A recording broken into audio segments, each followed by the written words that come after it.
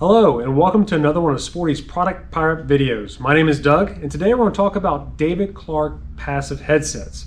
David Clark has a lot of different models available in the passive line and many of the features are very similar. Even the price points are roughly the same. So what makes them different and which one should I buy? Those are the two questions we get a lot with David Clark. Let's start by answering that second one. Which one should I buy? The one you should buy is the H10 13.4.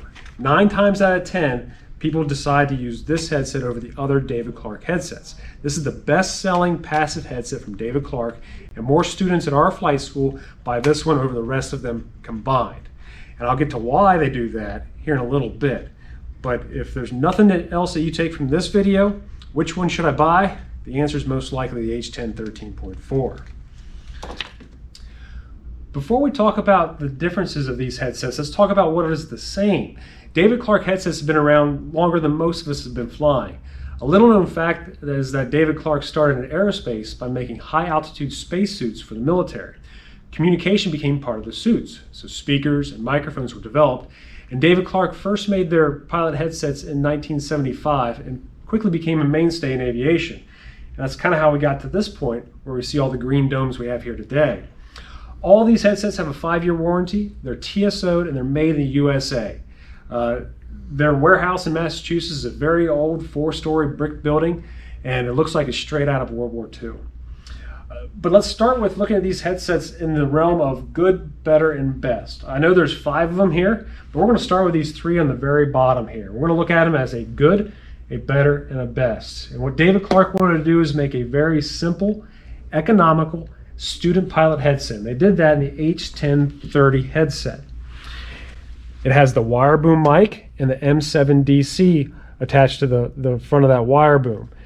Has the gel air shield still and a head pad. And this headset will retail for that $270 to $280 price point range. That's the good. To step up from the H1030, we have the H1020. You can see they changed the microphone up. They put a full flex boom mic on it, and this is the M7A microphone on it. And this one's going to retail in that $300 to $20 range, $330 range. If you step up from that, the best in their line, the H1060. The real features here from the differences from the 1020 and the 1060 is you have an adjustable headband, so you can adjust the tightness and the clamping force. The microphone is a hybrid with the wire as well as the flexible boom on the front. And the big feature here is the ability to remove the cable from the side of the headset. The idea here is I can use one headset and have GA plugs and then switch cables out to a helicopter when I need to fly a helicopter. So you have one headset that can do multiple different aircraft. That is the good, better, best. H1030, H1020, H1060. You'll notice I haven't talked about my favorite headset yet is the H10 13.4. And what David Clark did is they took all the features they liked about these headsets and incorporated it into a very simple, economical, lighter weight headset. The 13.4 was called this because originally that's what it weighed, 13.4 ounces. All the other headsets in the line were closer to the 20-ounce range. So David Clark wanted to make a more comfortable headset.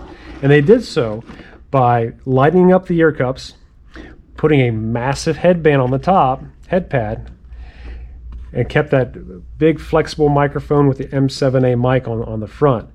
This headset doesn't weigh 13.4 ounces anymore. It's more in the 16.5 ounce range, still lighter than all the rest of these. And that is one of the reasons why students tend to go to this one versus the others. It's also at a great price point in that $315, $320 range.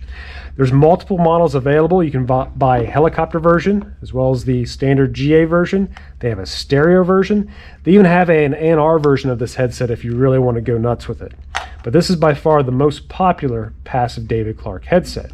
But you'll notice it still has the same wire clamping force going on in the sides. So customers complained that this was a little too tight for them and they wanted a more comfortable headset.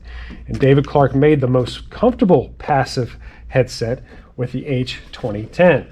You see they changed out the wire and put a composite plastic design on it. They have a contoured head pad that evenly distributes the weight on your head. They put bigger ear cups, still plastic, and then massive ear seals with a whole lot of more material underneath the ear instead of on top of the ear. What that does is that fills in right along your jawline to create a really good seal and evenly distribute the weight of the headset on your head. So while they made a more comfortable headset, they didn't make a lighter headset. This is still roughly the same amount of weight as their other ones.